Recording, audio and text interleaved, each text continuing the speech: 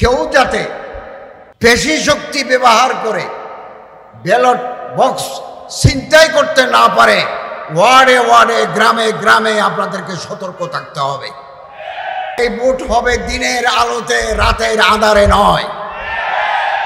আমরা কোনোদিন আমার প্রিয় মাতৃভূমি বাংলাদেশকে শয়তানের হাতে ছেড়ে দেব না। প্রতিটি ভোট কেন্দ্রে থাকবেন, কেউ যাতে নির্বাচনকে ভণ্ডুল করতে না পারে, কেওস এন্ড কনফিউশন তৈরি করে গোলা পানিতে যাতে মাছ শিকার করতে না পারে, আপনাদেরকে সচেতন থাকতে হবে। আজকে আমার খুব ভালো লাগছে যে আমাদের চিফ অ্যাডভাইজার প্রধান উপদেষ্টা মহোদয় ফেব্রুয়ারি মাসে নির্বাচনের ঘোষণা দিয়েছেন।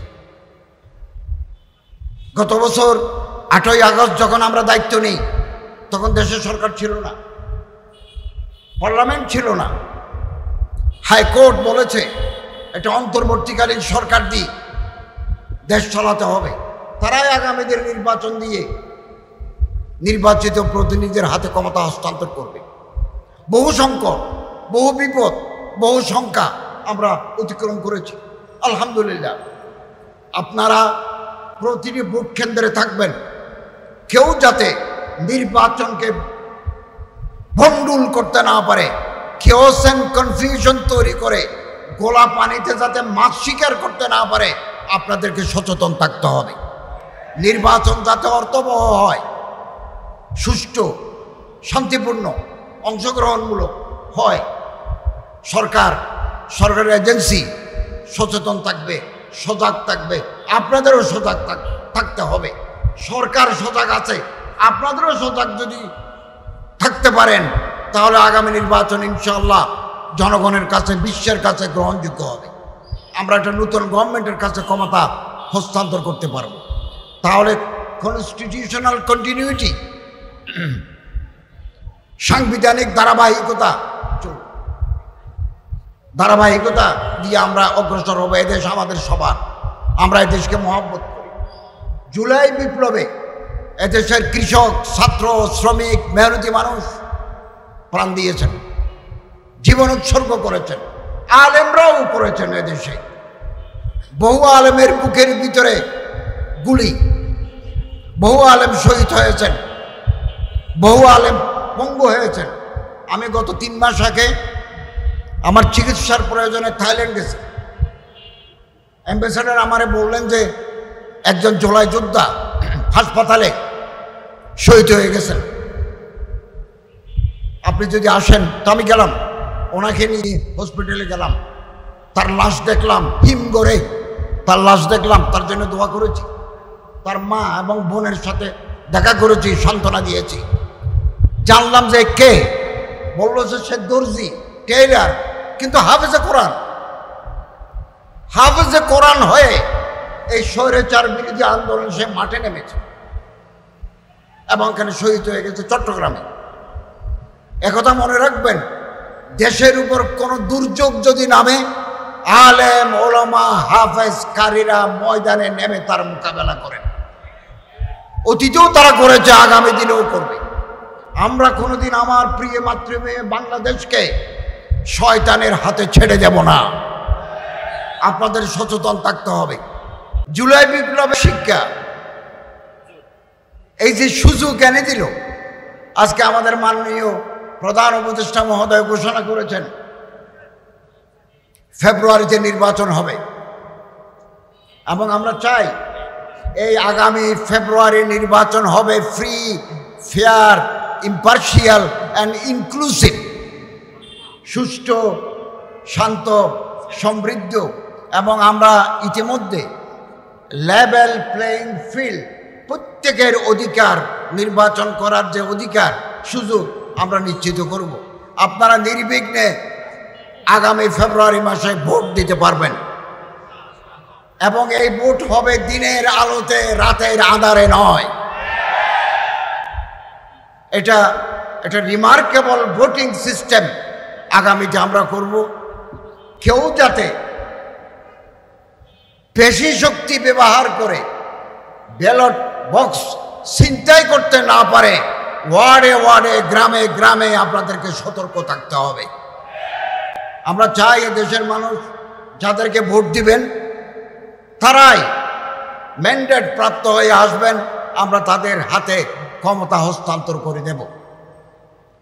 মানুষের মধ্যে একটা ভুল ধারণা ছিল অনেকের মধ্যে যে অন্তর্বর্তীকালীন সরকার থেকে যাবে।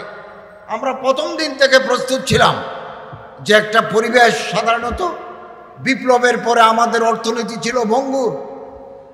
ব্যাংকের ৮০ ভাগ টাকা লুটেরা শক্তি লুট করে নিয়ে গেছে।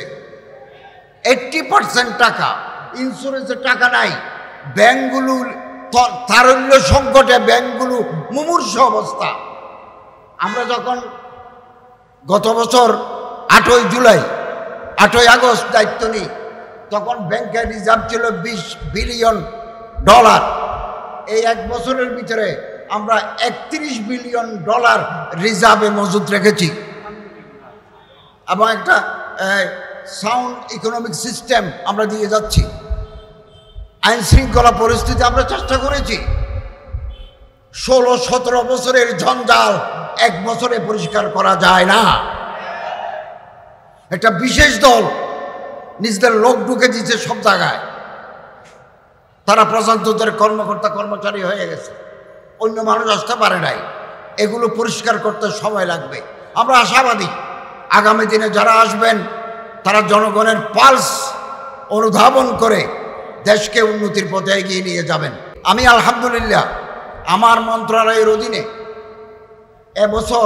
গেল বছর আমরা একটা নির্বিঘ্ন, স্বচ্ছন্দ, কনভেনিয়েন্ট একটা হজ জাতিকে উপহার দিয়েছি। 8,20,00,000 টাকা হাজিদেরকে ফেরত দিয়েছি এবং আমাদের মন্ত্রণালয়ের চৌকস টিম মসজিদ নীতিমালা, মসজিদ পরিচালনা নীতিমালা, এটা 2006 সালে ছিল। আরেকটা আমরা কাজ শুরু করেছি প্রায় শেষ পর্যায়ে। আমরা বড় বড় আলেম, ইমাম, বিভিন্ন সংগঠনের নেতৃবৃন্দকে ডাকবো, তাদের সাথে মত বিনিময় করে আমরা একটা গ্যাজেট তৈরি করে দেব। কোনো ইমামকে, কোনো মসজিদের মুতওয়াল্লি তুমি চলে যাও, আজ থেকে তোমার চাকরি নাই, একথা বলে বিদায় করে দিতে পারবে না। আত্মপক্ষ সমর্থনের সুযোগ দিতে হবে ইমাম সাহেবকে। তার বিরুদ্ধে কোনো অভিযোগ থাকলে এটা কমিটি গঠন করে দিবেন, ওনার আত্মপক্ষ সমর্থনের সুযোগ দিতে হবে। এরপরেই ইমাম সাহেব আমাদের এই নীতিমালার আলোকে তিনি কোর্টে বিচার চাইতে পারবেন এবং যে সমস্ত মসজিদের আর্থিক অবস্থা ভালো, আমরা নীতিমালায় লিখে দিয়েছি ওনাকে একটা ভালো বেতন দিতে হবে। 2015 সালের স্কেল অনুযায়ী বেতন দিতে হবে এবং ওনার জন্য থাকার, ওনার বিবি বাচ্চা নিয়ে মসজিদের কম্পাউন্ডে থাকার ব্যবস্থা করতে হবে এবং ওনাকে 2 ঈদে 2টা বোনাস দেওয়ার, আর্থিক যদি অবস্থা ভালো থাকে দিতে হবে। এরকম নীতিমালা আমরা করে যাচ্ছি। আমরা মনে করি বাংলাদেশের ইতিহাসে এটা মাইল ফলক হয়ে থাকবে। ওখানে যে ক্লজগুলো আছে, বিধিগুলো আছে, এগুলো আমরা ওলামাই কেরামদের সাথে, আইমে মাসাজিদের সাথে, ওলামা মশায়েখ আইমে পরিষদের সাথে, ওই শানে সাহাবা ইমাম পরিষদের, শানে সাহাবা আইমা পরিষদের সাথে বসে, আরও যে সমস্ত সংগঠন আছে ওনাদের নেতৃবৃন্দের সাথে বসে আমরা এটা ফাইনাল করে গেজেট হিসাবে প্রকাশ করব। ওয়াকফ প্রশাসনকে আমি নতুনভাবে সাজিয়েছি, খুব ভালো একজন অ্যাডমিনিস্ট্রেটর দিয়েছি। আমাদের হাজার হাজার ওয়াকফের জমি বেহাত, যুগ যুগ ধরে রাজনৈতিক নেতা, রাজনৈতিক কর্মীরা খেয়ে ফেলেছে। আমি এগুলো উদ্ধারের কার্যক্রম শুরু করেছি। নওগাঁয় 52 বিঘা জমি ইতিমধ্যে আমরা উদ্ধার করে নিয়ে এসেছি, আরও কিছু উদ্ধার করব। এরপর আমি যাচ্ছি কিশোরগঞ্জ, ব্রাহ্মণবাড়িয়া, সিলেট, সুনামগঞ্জ, চট্টগ্রাম। ওখানে যে সমস্ত ওয়াকফের জমি দুর্বৃত্তরা দখল করে নিয়েছে, এগুলো উদ্ধার করে আবার ওয়াকফের কাছে ফেরত আসার জন্য আমরা কার্যক্রম হাতে নিয়েছি। আপনাদের সহযোগিতা করা দরকার।